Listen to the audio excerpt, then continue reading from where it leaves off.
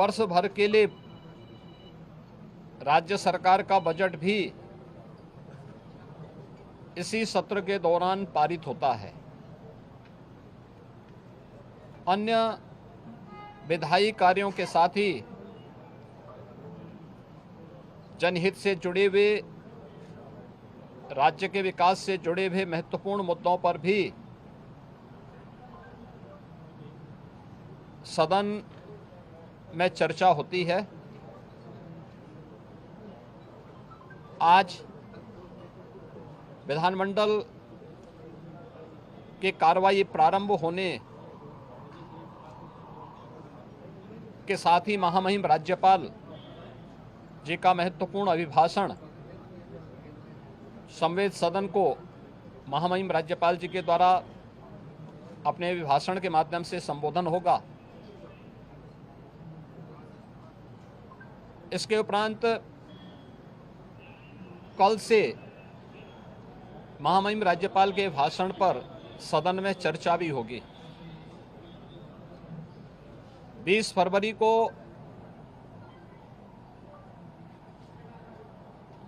वर्ष 2025-26 का उत्तर प्रदेश का सामान्य बजट सदन में प्रस्तुत होगा। सदन 18 फरवरी से लेकर 5 मार्च तक के लिए प्रस्तावित किया गया है। उत्तर प्रदेश के इतिहास में ऐसे बहुत कम क्षण आए हैं जब इतने लंबे समय के लिए सदन आहूत किया गया हो, लेकिन सदन की कार्रवाई सुचारू रूप से संपन्न हो, यह केवल सत्ता पक्ष का ही दायित्व नहीं होता है, बल्कि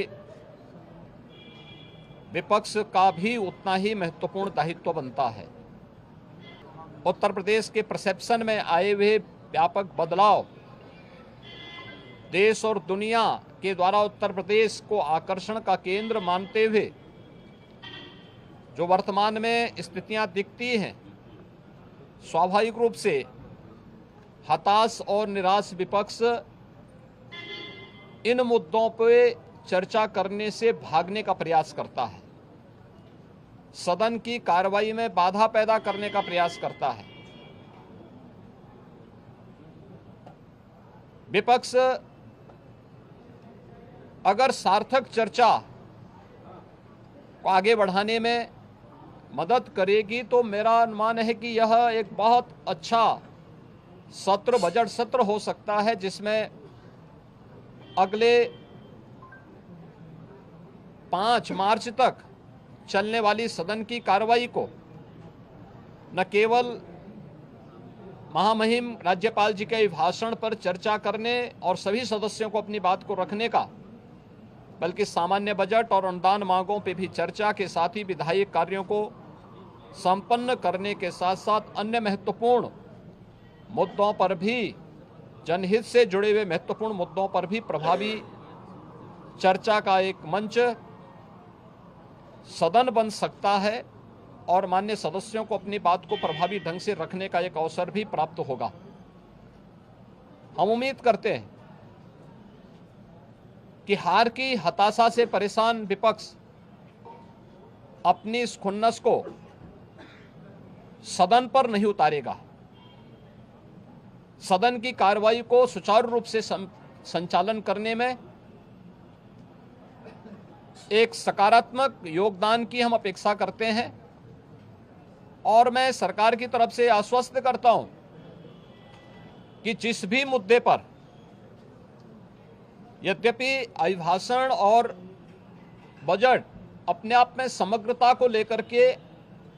2 महत्वपूर्ण मुद्दे होते हैं, जिनमें विपक्ष ही नहीं बल्कि सदन का हर सदस्य अपनी बात को प्रभावी ढंग से रख सकता है, लेकिन इसके इतर भी अगर किसी मुद्दे पर विपक्ष चर्चा करना चाहेगा,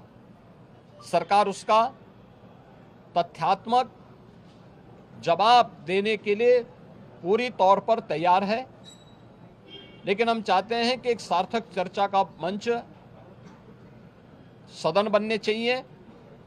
आरोप प्रत्यारोप या फिर असंसदीय आचरण से इस समस्या का समाधान नहीं हो सकता है। और मैं उम्मीद करता हूं कि महामहिम राज्यपाल के भाषण से उस सुदृढ़ और मर्यादित संसदीय आचरण की शुरुआत हम लोग विपक्ष के अंदर देखने का प्रयास करेंगे। उम्मीद करते हैं कि उस प्रकार का आचरण सभी माननीय सदस्यगण और खासतौर पर विपक्षी सदस्यगण सदन में दिखाएंगे